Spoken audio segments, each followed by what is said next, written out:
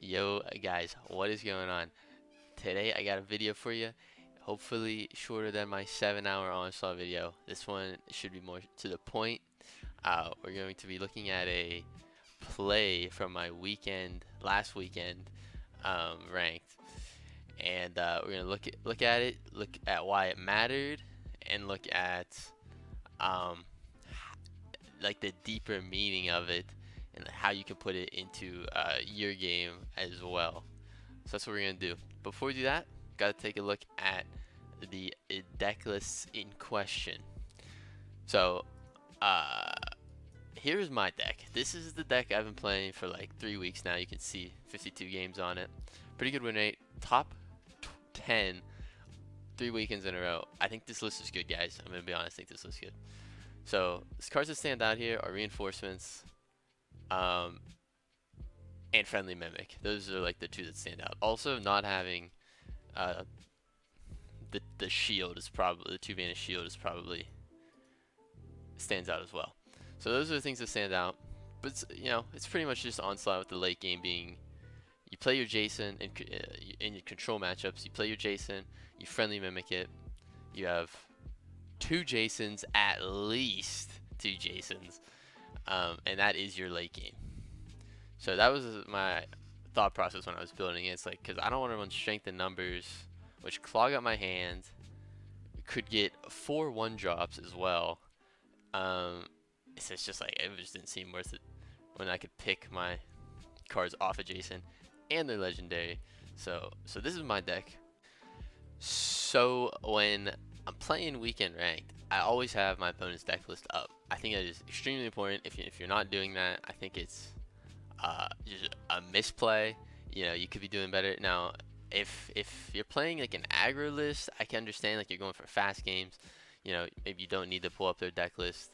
But I think in the control matchups, or the control, if you're playing a control deck, you should have their list up, because every bit of removal matters. You want to get the most value out of your stuff. Like it's really important to have their list up. What do you gotta look out for? Like, for example, say you're playing against Deception, like a slower Deception, and you're not looking up their list, you're just playing your cards, and oh, they dropped Ares, Queen of Chaos on turn 9. You didn't save a card in your sweep for that. Use them all. You lose the game. You just lose the game. So I think it's really important to have deck lists up, and it's I'm assuming that they're doing it to me, so I don't mind pulling up their lists as well. Okay, so with that out the way, this is their deck. So just looking at it here, because I'm gonna pull up the play right after this. So I don't really want to get too deep into this just yet. I just want to show you guys their list. It's pretty standard Valka's Axe list with some strength in numbers just in case it doesn't work out, and yeah, pretty standard Axe list, I'd say. Okay, so here's the play in question. You've seen both deck lists. So what would you do in this situation? We're at 8 mana, nothing on anyone's board. Our hand is full. We do got to make a play. I know we normally don't like playing cards as onslaught, but here we have to. If you want to pause video, think about it, take a second, go back to the deck list. Feel free to. I'm gonna play the video and show you what I did here, and then explain my reasoning. So we played Jason. I'm right here. I'm thinking if we need Osiris for fatigue. We don't. If you remember his list, took the Avatar War. Herticus is solid. Alexis is disgusting against Onslaught. It's so good. So now here the question is, do we friendly mimic our Jason? That is our win condition in control matchups. For added value, should we play it here? I chose not to play it here with a single thing in mind, and I'm gonna skip ahead to that right now. Okay, skipped ahead a few turns here. We're at 9 mana now. So you're probably wondering why we kept the friendly mimic. I'm about to show you why. This is why we're gonna keep the friendly mimic. We kept the friendly mimic. I'm gonna play this out while while I talk. We kept the friendly mimic for the Valka's axe. Maybe thinking, whoa, what do you need? What do you need the friendly mimic for? It's Valka's axe. You just remove that with your Iron Tooth goblin. Well, here's what I was worried about. He saves the axe till 9 mana, and he buffs it out of range of the Iron Tooth Goblin. And that is exactly what he did, as you can see here. This is the only way he wins is with this Valka's axe. It is quite literally his win condition. So why would he play it when I could Iron Tooth Goblin it? He didn't. He waited till 9 mana to buff it out of range of an Iron Tooth Goblin. Well played to him. Little does he know, I saved my friendly mimic. Played the Goblin, takes 3 off. Friendly mimic it, takes the rest of it off. And they both have Blitz. I don't know if you saw that, but if you onslaught a minion and then copy it with the mimic, the copy is Blitz as well.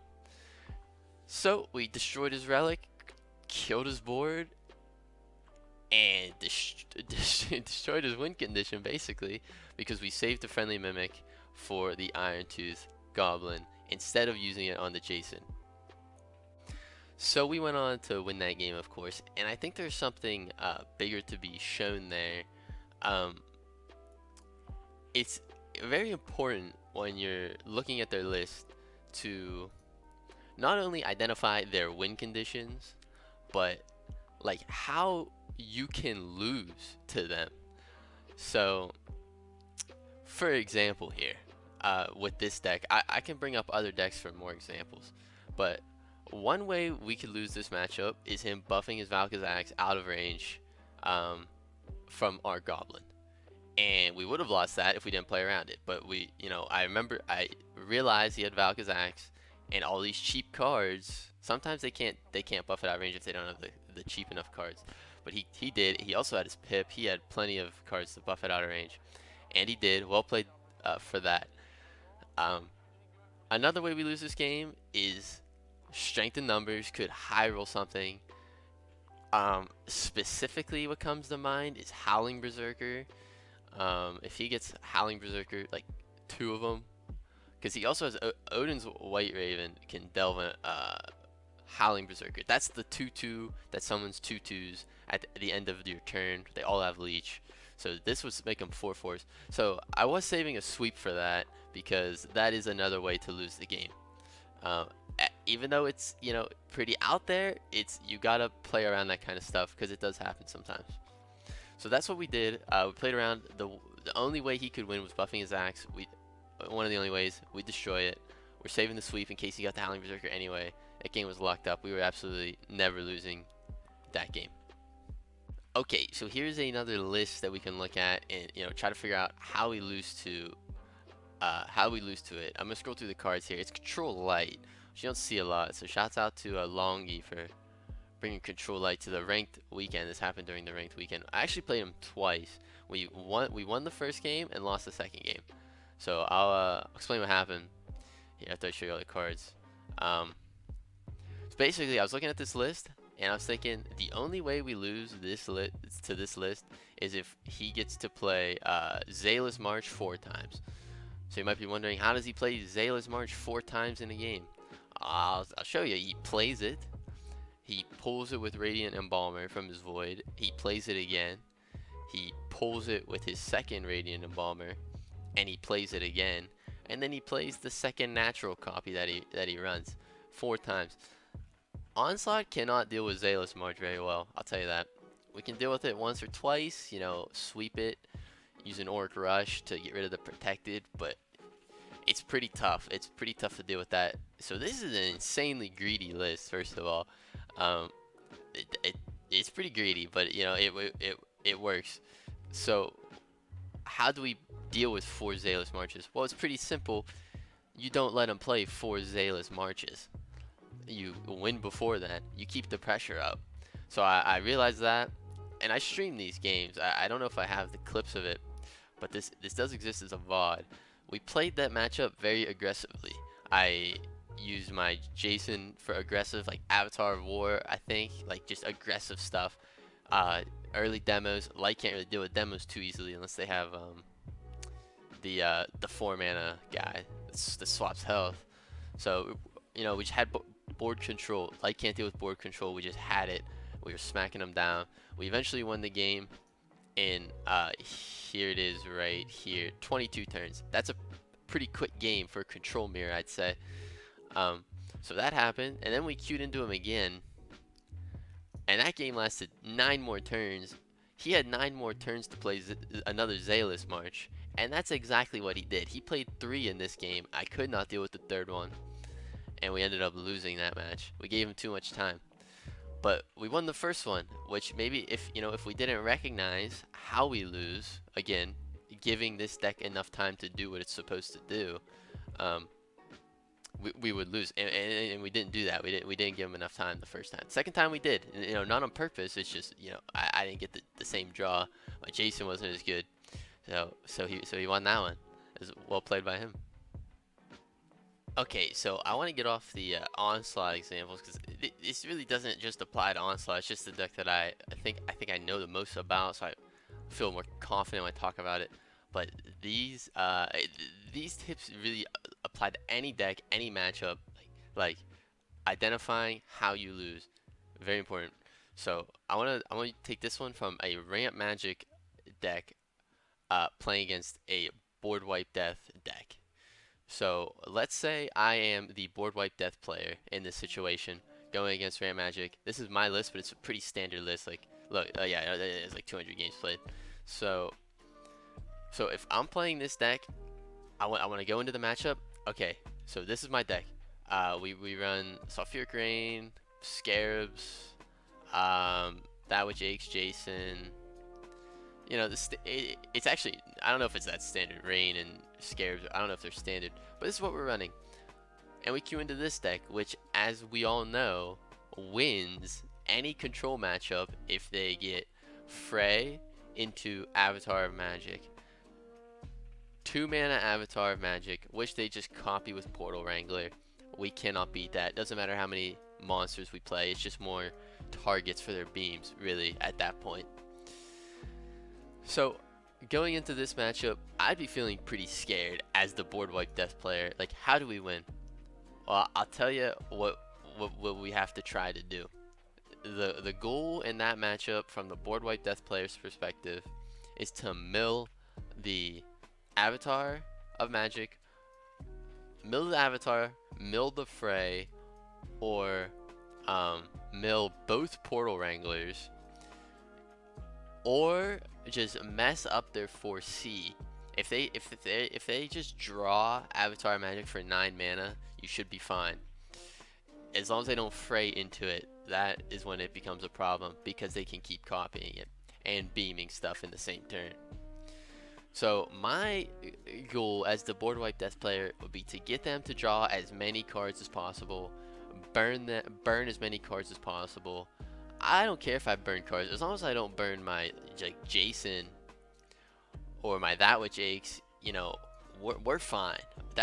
These 2 cards are our win condition. Their win condition is AOM and Frey. It's not guaranteed, but we run a lot of draw. Burning Scarab, both players draw 2 cards. V-Rock draws 2 cards. Half-Life draws more cards and summons more Scarabs. Sulfuric Rain, they're bored, they're drawing cards. So that is what you got to be thinking of, like, how do I lose this matchup? I lose if they get 2 mana AOM. Okay, how do I make sure that doesn't happen? Oh, I mill their AOM, or I mess up their 4C. That's the only way you can do it, because if they get it, you're done. So that's how you gotta be thinking in that matchup specifically. But you can see it goes into any matchups, like how do I lose, and how do I stop that from happening? It's that simple. It's that simple. It's hard when figuring out how you lose, and like the weird ways that you can also lose the game. For example, you That Which Aches. You mill their AOM. You think you're in the clear. Oh, then you play That Which Aches, and they Portal Wrangler it, and now all of a sudden, they're a fatigue deck as well, and they have the insane god power of not taking fatigue damage. Yeah, that game's probably over. That's another way to throw the game, which you might not have thought about, but you could definitely that is why I love these control matchups and control decks in particular, dude. There's a lot of like small things like that, which again, it's not like figuring it like from if I was the ramp Magic player and I just burned my AOM, I'm feeling lost, I'm feeling hopeless, and then they just play a naked that which aches on the field.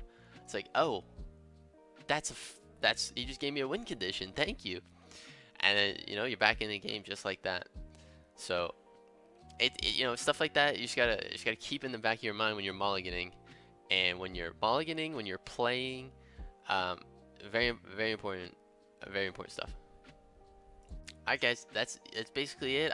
I don't know how long this video is gonna be. I gotta cut out uh, the in between parts, but I hope I taught you something in this video. It should be shorter. It should be a short to the point, so provide some examples type of video. That was what I had in mind when I was thinking about it. Uh, so that's what we came up with. Yeah, I could go through those deck examples like all day, dude. I could really do it with Onslaught because like I know how we lose certain matchups. Um, Such as getting Jason stolen from your. Okay, I'm not gonna go into more details, more examples. I can if you guys want me to in the comments, maybe like how we lose, how we beat Sleep Deception, one of the hardest matchups for sure. Um, like I can do this.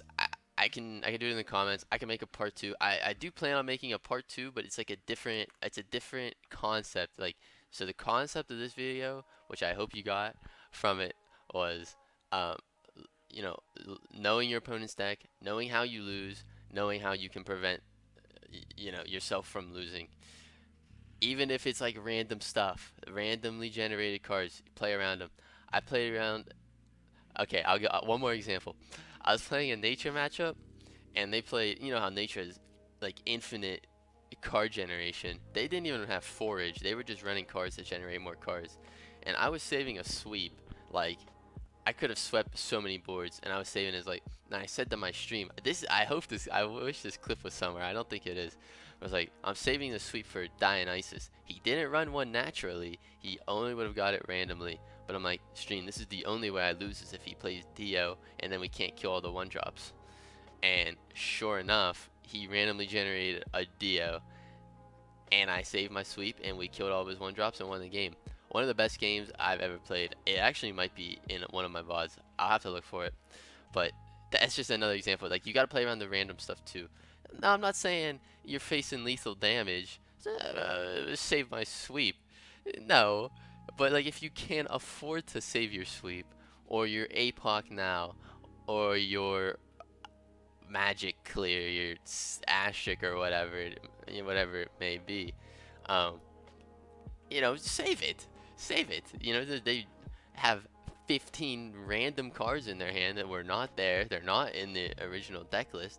Save it. Maybe you got a Dio if you don't need to play it, of course. So there's another example. I said I wouldn't do one. I hope this video is not too long. But okay, yeah, that's it, boys. I plan on doing another one like this, but with a different theme. Of a different uh, of like a play, and then we show the bigger theme with the play. So this again was identifying how you lose. So next week, I don't know when I'm gonna do it. I gotta find a play.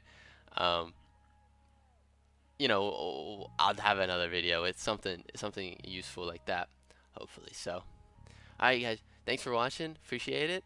Hope you learned something. Let me know if you did or didn't. I'll see what I can do better next time. But alright. Thanks for watching, guys. Peace.